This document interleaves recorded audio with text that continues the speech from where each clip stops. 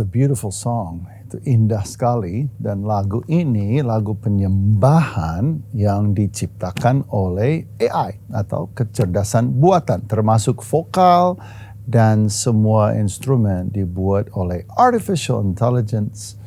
Dan kini AI bisa menciptakan lagu seperti itu hanya dengan Anda mengetikkan prompt dalam hitungan hanya 1 menit saja. Sebuah lagu indah yang menyentuh hati dapat tercipta dengan AI Suno. Ini adalah tadi dari AI Suno. Saat ini mendengar lagu worship yang membuat kita menangis dan menyembah Tuhan, tetapi ternyata lagu itu dibuat oleh AI, bagaimana? Apakah itu adalah penyembahan yang sejati? Apakah itu sah gitu? Nah, kita sering merasa bahwa penyembahan yang benar harus datang dari hati manusia. Namun dengan perkembangan teknologi seperti sekarang sangat mudah untuk gereja mulai dibawa kepada era yang baru di mana AI dapat memberi keuntungan yang luar biasa. Tetapi apakah itu akan menuntut kita kehilangan kemurnian iman kita?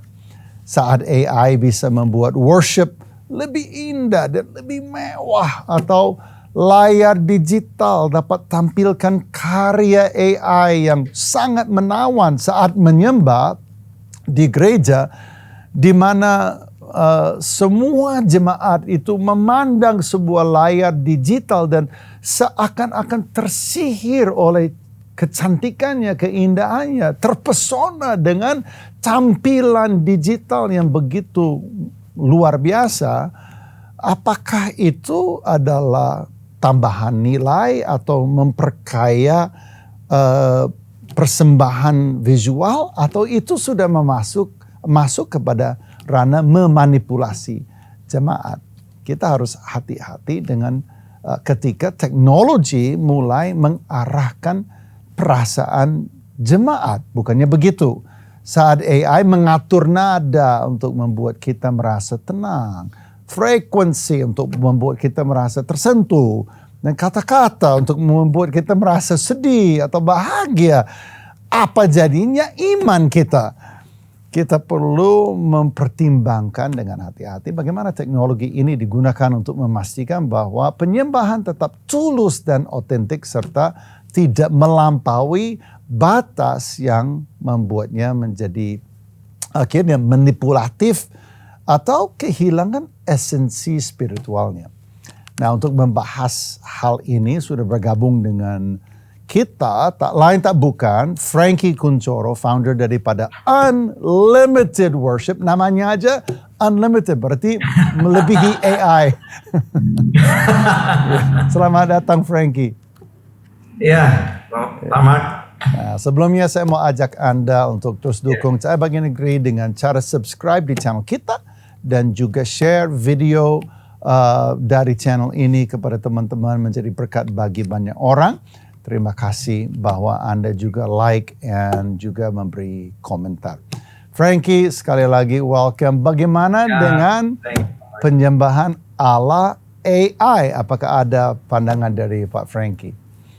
Karya ini sih keren sih, secara artistik sih menarik, dan itu sangat namanya teknologi itu kan mempermudah ya. Ya. Dan itu memang karya yang bagus. Saya sendiri pernah coba, by the way. Dan hasilnya memang keren, itu mempermudah sekali. Tetapi intinya gini, cara bisa diperbaharui tapi rasa harusnya itu tuh kita yang memberikan warna ya. Jangan sampai dimanipulasi oleh teknologi. Kita harus jadi QC-nya, kita jadi penentunya.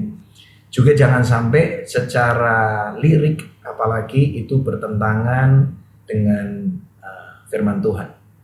Ya, apapun yang membawa kita bisa mendekat, ingin mengenal Tuhan lebih lagi, ya kita maksimalkan. Kalau saya sih gitu. Karena sebelum ada teknologi AI, sebenarnya di dunia music production sudah ada teknologi yang lain untuk create music ya. Semakin kesini semakin dipermudah. Cuma AI ini merupakan loncatan yang bisa dikatakan loncatan besar sih dalam kreasi musik ya terutama. Mungkin bedanya adalah Kalau dulu teknologi kita adalah alat yang kita peralatkan. Kalau sekarang AI adalah alat di tangan kita, alatnya hidup gitu dan berpikir dan meracik dan menawarkan. Dan ini ada perbedaan dengan yang dulu-dulu. Menurut Pak Franky, di mana sih sebenarnya batasnya? Apakah sekarang kita bisa tarik garis dan mengatakan ini loh batasnya, lebih daripada ini udah masuk manipulasi gitu ya. Atau garisnya itu kita nggak bisa tentukan sekarang. Permasalahannya sekarang adalah belum ada tata kelola yang jelas. Kalau dulu gini, sesuatu dikatakan plagiat karena ada kemungkinan gara-gara orang banyak yang pakai AI tiba-tiba ada banyak karya yang mirip ya. Bisa jadi ada kemungkinan seperti itu. Nah, tapi kita kan tetap harus kita yang kontrol the quality dari liriknya, dari melodinya. Nah, tapi sekarang memang belum ada batasan. Kalau dulu berdasarkan hak karya cipta, katanya kalau melebihi dari 8 bar itu artinya ada plagiasi di sana. Jadi katanya meniru karya orang lain dan itu nggak boleh dilakukan. Jadi ada aturan mainnya. Tapi dengan AI ini benar-benar belum ada tata kelola resminya. Jadi menurut saya sih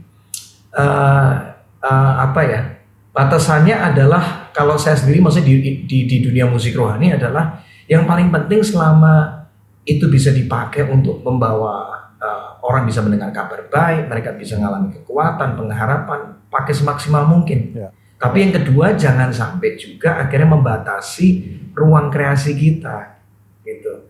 Karena saya pernah coba, setelah saya dengar ini tetap ada nggak enaknya di sini nih. Karena kebetulan saya memang ada sebagai punya pengalaman sebagai pencipta lagu. Tapi bagi orang mungkin yang nggak awam, yang mau memakai AI memang, contoh ada orang nggak bisa nulis lagu nih, habis itu pengen coba deh, enak juga ya lumayan, ya pakai aja gitu. Tapi buat seorang yang sudah lebih profesional di situ, harusnya kita jangan berhenti memakai itu cuma sebagai mempercepat kita punya karya, tetapi harusnya tetap sentuhan dari kitanya harus ada. Karena jangan sampai karya itu nggak ada karya yang bagus, menurut saya harus ada ciri khas dari penciptanya. Oke. Jadi saya dapat tadi sebelumnya Pak Franky bilang gini, bahwa yang penting selaras dengan kebenaran firman Tuhan, itu yang terpenting. Jangan sampai pesan-pesannya itu tahu-taunya itu memberi message yang lain gitu loh. Ya, tapi dia harus seturut dengan firman Tuhan. Jadi saya pikir itu bagus banget. Dan yang kedua ini adalah ini namanya sesuatu teknologi yang bisa saja menyajikan sesuatu, tetapi jangan sampai bahwa yang kita sajikan itu misalnya melanggar hak cipta secara sengaja atau tidak. Dan yang ketiga adalah ini gimana ya dengan orang yang menciptakan lagu itu harus juga tetap berkarya. Bagaimana bisa kedua-duanya? Apakah itu lagu perlu di-identify saat masuk ke layar, lagu ini ciptaan AI? AI Suno. Siapa? Atau harus bagaimana? Maksudnya apakah jemaat perlu tahu nggak bahwa ini adalah yang diciptakan Franky Kuncoro? Ya, yang ininya adalah AI Suno. Gimana? Jadi abis ini nama Suno akan ada di banyak. Penciptanya adalah Suno dan teman-teman yang lain. Tapi ini nggak bisa, susah dibendung sih. Saya ngelihat kali ini benar-benar tidak terbendung karena teknologinya gampang diakses oleh semua orang ya. Kecuali nanti ada pembatasan yang boleh pemakai ini adalah cuma kalangan tertentu dan segala macam ya. Nggak tahu. Tapi itu nggak mungkin kan? Kali ini tidak mungkin terbendung sih. Oke, saya minta tim untuk meracik sebuah lagu worship. Saya nggak tahu tema apa yang mereka pilih. Mereka masukin prompt dan tidak boleh lebih daripada 30 detik. Keluarlah lagu praise and worship. Coba kita simak apa yang mereka dapatkan. Wah, menarik nih. Coba diputar.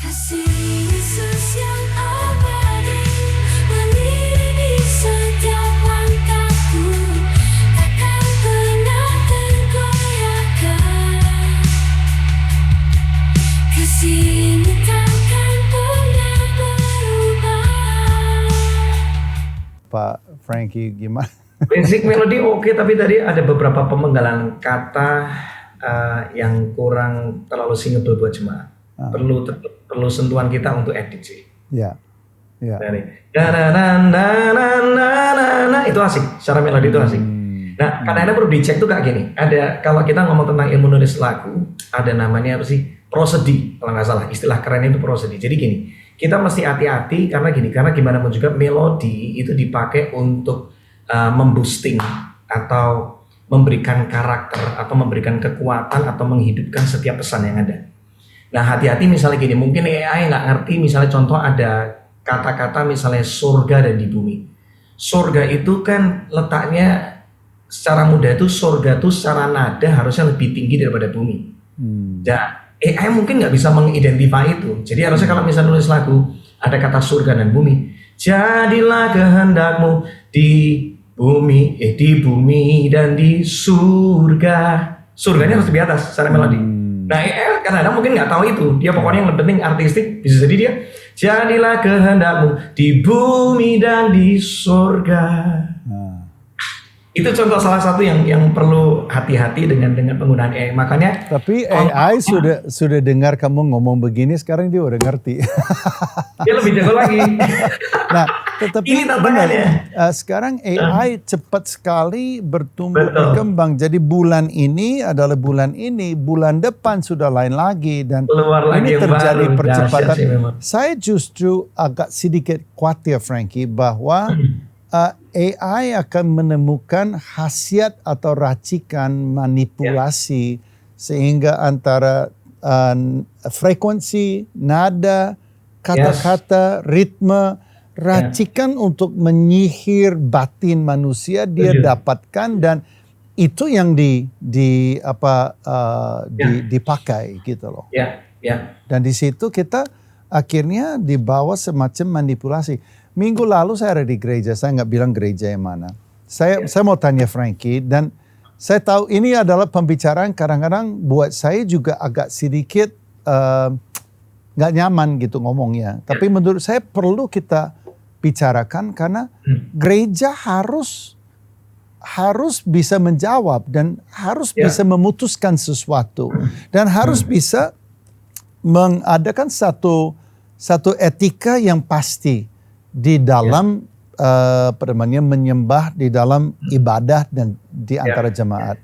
Saya minggu lalu saya berdiri paling depan karena saya pembicara, dan ada layar digital yang super besar di depan saya, harganya itu bermiliar-miliar. Itu layar besar digital high resolution dan cantik sekali.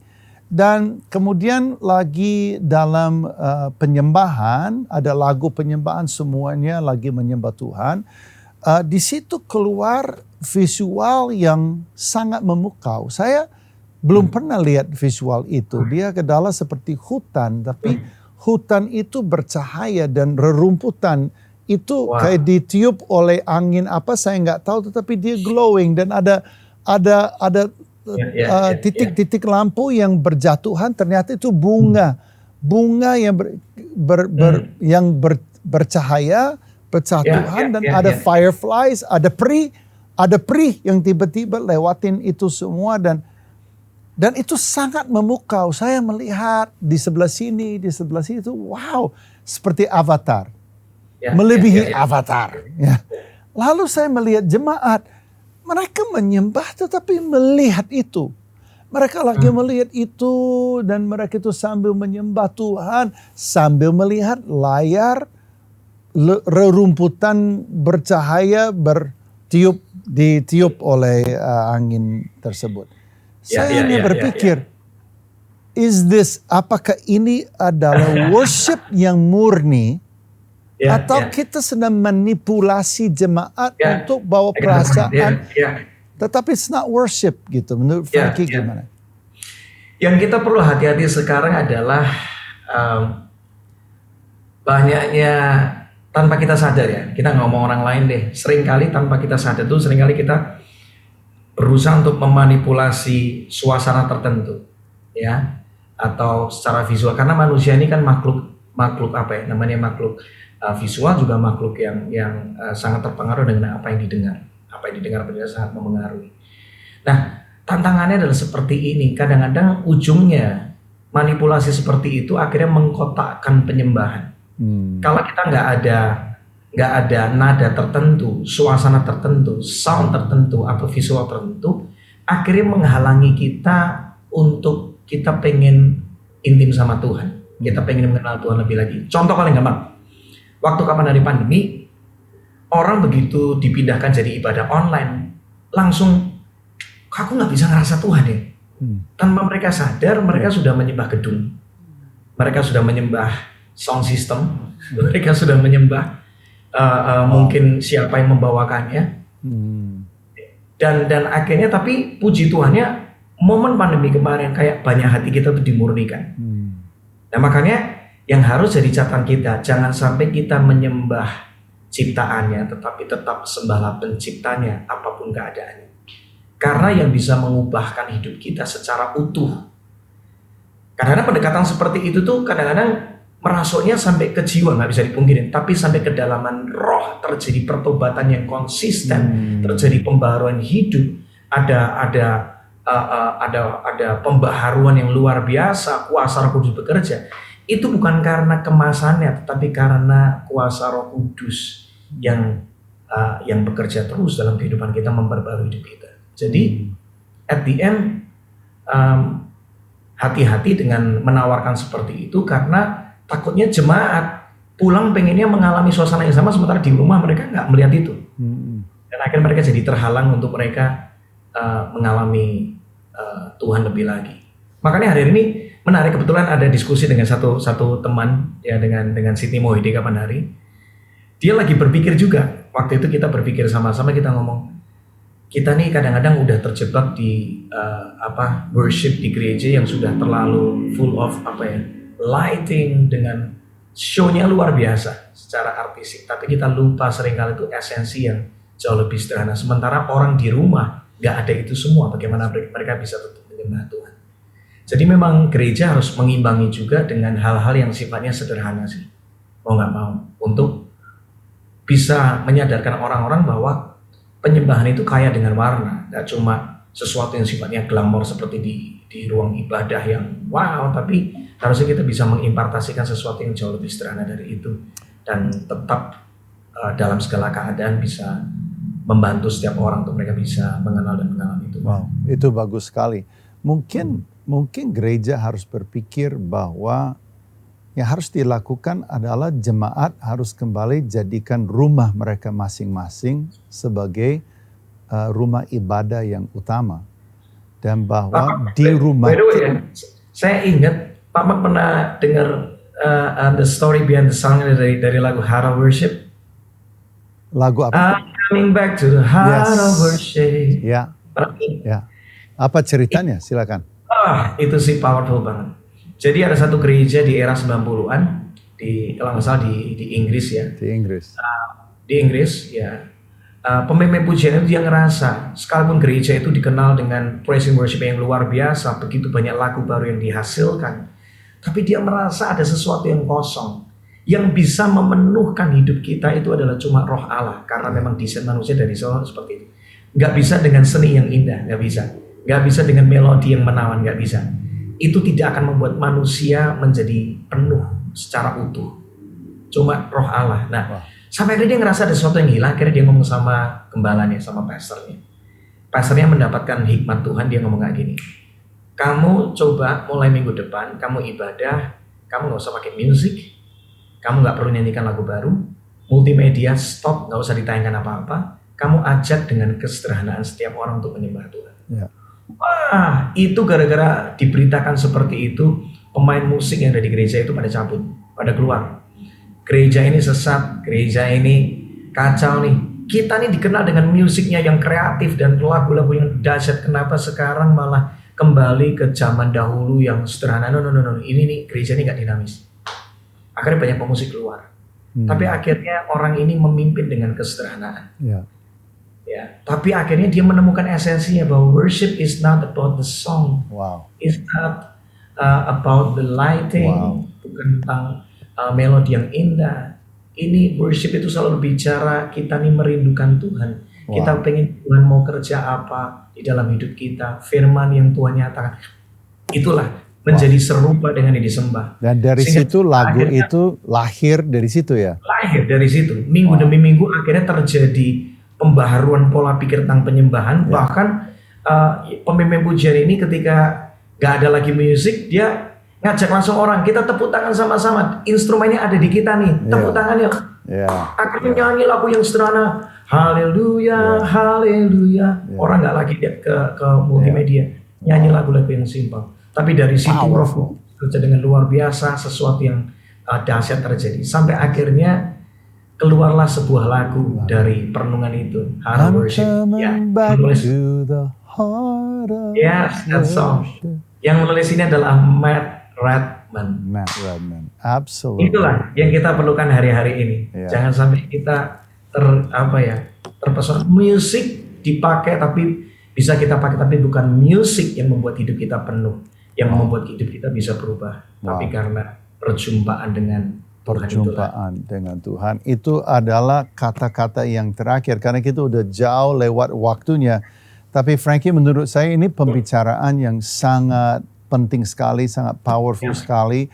Dan kesimpulannya kalau Frankie setuju adalah bahwa yang harus kita jaga adalah kemurnian daripada worship kita. Kita tidak boleh berlarut-larut dalam mengandalkan teknologi apapun itu untuk menunjang dan memperkaya, dan pada akhirnya malah bisa take over worship kita, dan hati kita sudah tidak dalam kesederhanaan menyembah Tuhan.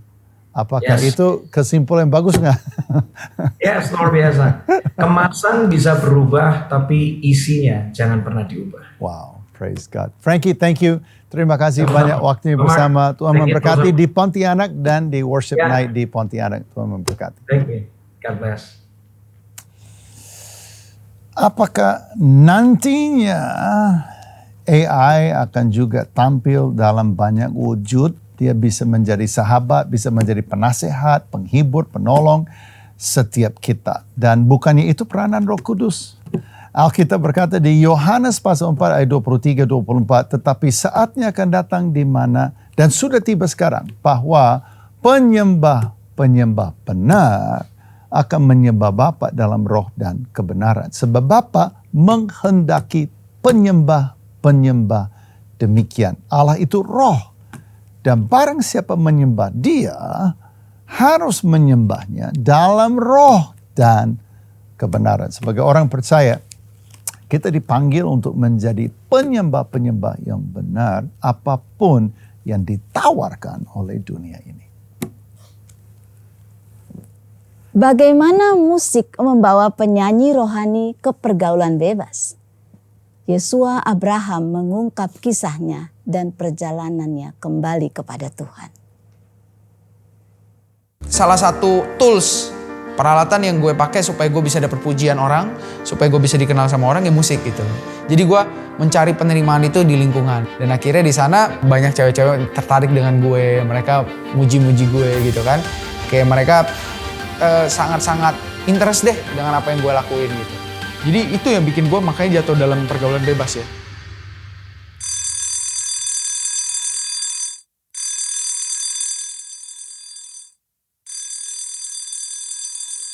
Gue cuma berharap waktu gue ke Jakarta tuh gue pengen jadi terkenal gitu. Gue pengen ikutin acara ajang pencarian bakat. Gue pengen jadi artis terkenal gitu kan. Itu yang ada di pikiran gue sih. Dari gue SMA itu gue udah berusaha untuk fight. Tapi gak berjalan mulus sih. Gue cobain berkali-kali ajang pencarian bakat, gak lolos. Nah di situ gue sempat jadi kehilangan jati diri lagi. Kayak, bener gak sih gue beneran di musik gitu ya. Kemudian Tuhan bawa gue untuk diproses sedemikian rupa sampai gue jadi wedding singer. Nah di tengah-tengah gue jadi wedding singer pun gue sempat down juga.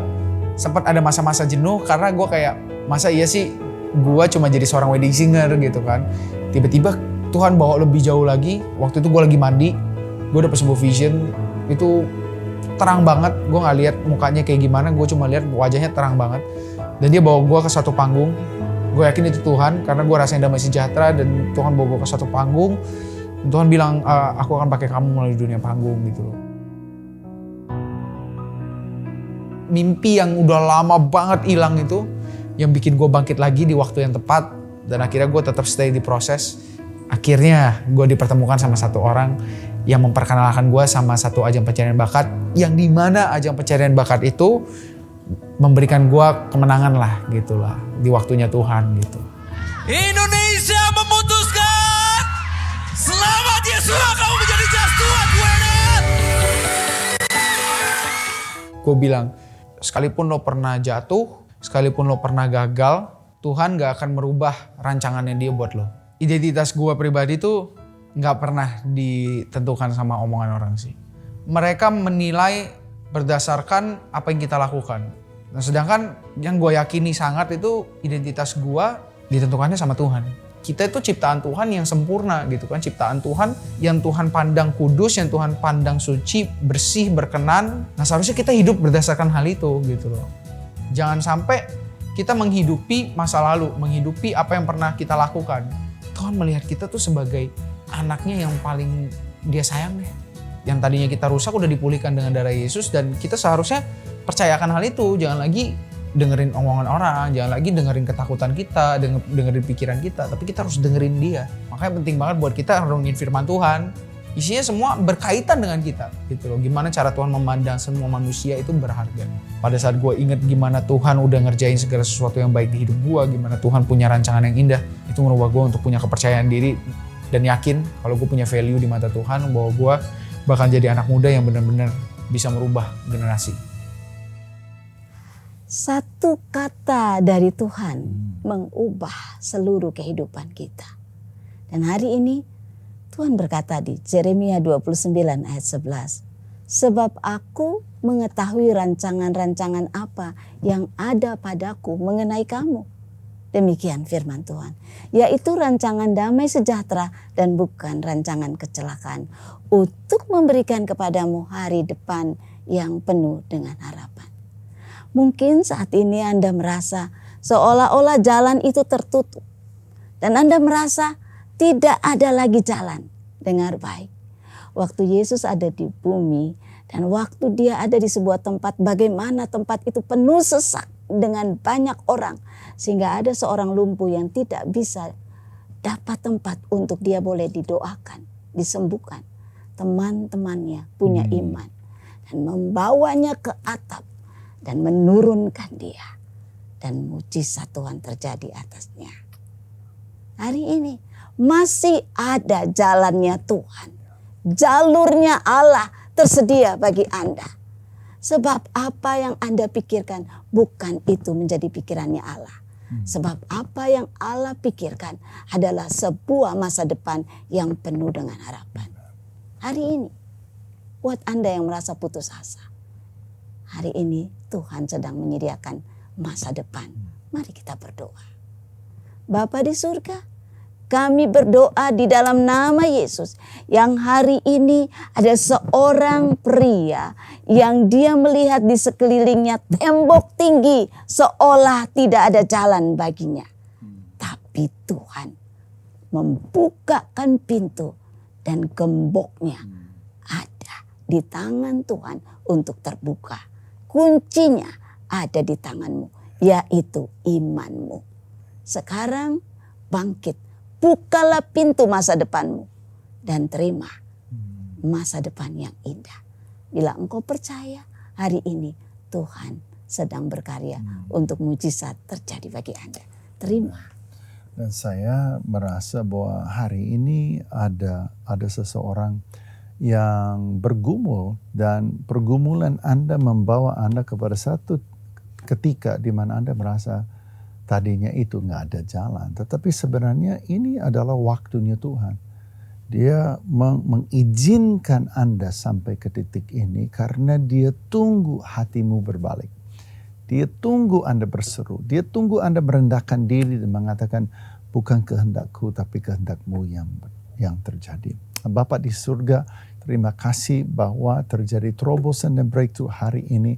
Hadiratmu, kuasamu dan firmanmu memecahkan kuk perhambaan. Memecahkan pikiran yang salah. Dan kami dapat melihat apa yang kau lihat. Dan kami berbalik kepadamu, merendahkan diri. Kami mengakui dosa kami dan kami percaya bahwa Engkaulah yang akan membuka pintu dan Engkaulah yang akan menuntun kami kepada masa depan yang penuh harapan itu. Di dalam nama Yesus kami berdoa. Haleluya. Amin. Kalau Anda mendoakan doa itu, Anda mengikuti doanya Ibu Maria, hubungilah nomor yang ada di layar Anda. Inilah adalah sahabat 24, sahabat yang selama 24 jam siap untuk melayani Anda kapanpun. Beritahukan kepada mereka bahwa Anda berdoa dengan kami. Beritahu kepada mereka Anda butuh mujizat. Kami percaya hari ini pun mujizat pasti terjadi dalam kehidupan saudara. God bless you. Ayahnya kena sakit stroke dan ibunya mengalami depresi. Apa jadinya anak dari kedua orang tua tersebut?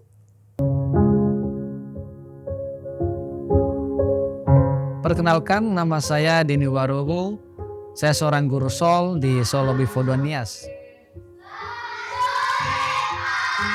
Sebagai guru sol, kami cukup tahu keadaan orang tua dari murid kami, termasuk Philip.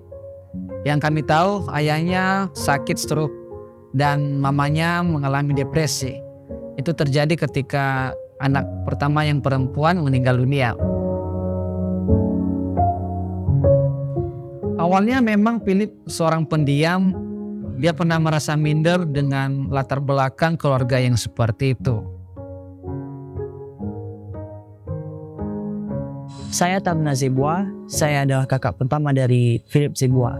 Sebenarnya saya adalah anak kedua, namun kakak saya yang pertama sudah meninggal. Oleh karena itu, saya yang membantu keluarga saya, terutama untuk mengawasi adik-adik saya. Ketika saya melihat dan sudah dijelaskan bagaimana program dan kegiatan dari Sol, jadi saya tertarik dan saya mendaftarkan Philip di School of Life. Saya Philip Zebua, umur saya 10 tahun, saya sudah hampir 2 tahun di Sol. Saya bersyukur bisa belajar di Sol karena banyak hal yang diajarkan kepada saya. Untuk Sol sendiri, apa yang sudah pernah Sol lakukan untuk keluarga saya itu pertama sekali, mereka mengajarkan Philip, mengajarkan pelajaran yang dia juga pelajari di sekolah, namun di samping itu mereka juga mengajarkan tentang kekristenan kepada Philip. Dan Sol juga telah pernah berkunjung di rumah kami. Mereka juga datang melihat kondisi kami dan mendoakan keluarga kami. Kami terus membimbing dan mengajari Philip. Awalnya Philip juga tidak mau berdoa. Bahkan takut ketika kami meminta dia untuk memimpin depan kelas. Akan tetapi kami terus memotivasi, membimbing, menyampaikan kebenaran firman Tuhan kepada Philip, dan pada akhirnya kami melihat perubahan dalam diri Philip sehingga dia mulai berani berdoa, memimpin teman-temannya berdoa di depan kelas. Ayahnya sempat ngobrol kepada saya, dia bersyukur saat ini Philip sudah bisa berdoa, bahkan mendoakan mereka di rumah. Di Sol, Philip diajarin untuk berdoa. Ingin berdoa untuk Bapak dan Mama agar cepat sembuh. Saya bersyukur karena adanya Sol, maka adik saya Philip juga bisa mengalami perubahan di dalam dirinya. Dan saya juga berterima kasih karena Sol sudah mau memperhatikan keluarga kami, peduli dengan keluarga saya, dan saya sangat berterima kasih, sangat bersyukur akan hal itu. Saya sangat berterima kasih untuk School of Life dan juga terkhusus kepada guru-guru School of Life. Harapan saya untuk Philip pastinya, saya berharap dia bisa menjadi anak yang sukses, anak yang takut akan Tuhan, dan terlebih-lebih anak yang selalu mencintai keluarganya. How sweet is that we see kids loving their parents, parents loving their kids, and we see restoration happening in the family. Pemulihan terjadi di dalam keluarga. Dan ini adalah keindahan daripada pelayanan CBN melalui School of Life. Dan itu tidak hanya di satu tempat, tetapi di 65 lokasi di seluruh Indonesia bulan ini. Kami adakan School of Life dan ribuan anak diberkati melaluinya. Dan Anda bisa menjadi mitra, menjadi bagian dari tim kami, segampang Anda daftar sebagai mitra CBN. Beri donasi di donasi.jawaban.com atau scan QR code. Jadilah mitra kami di dalam melayani anak-anak dan keluarga. Honestly, sejujurnya, ini adalah kesempatan yang luar biasa untuk kita ya. Kita bisa memberi melalui sebuah tempat, sebuah pelayanan seperti CBN yang we do what we say we're gonna do. Kami ada di setiap komunitas daripada 65 School of Life. Dan kami layani habis-habisan. Dan kami melihat banyak sekali cerita dan kesaksian dan kisah yang terjadi. Lebih daripada kami bisa bukakan di program Cahaya Bagi Negeri ini. So you can join us. Join us. Gabunglah menjadi tim CBN melalui menjadi mitra CBN di donasi.jawaban.com. Iya.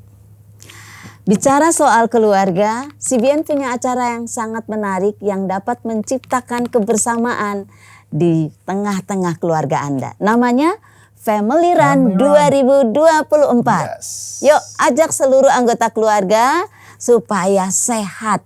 Dijamin acaranya seru dan pasti juga akan menambah kekompakan keluarga Anda. Penasaran seperti apa? Mari saksikan video berikut ini.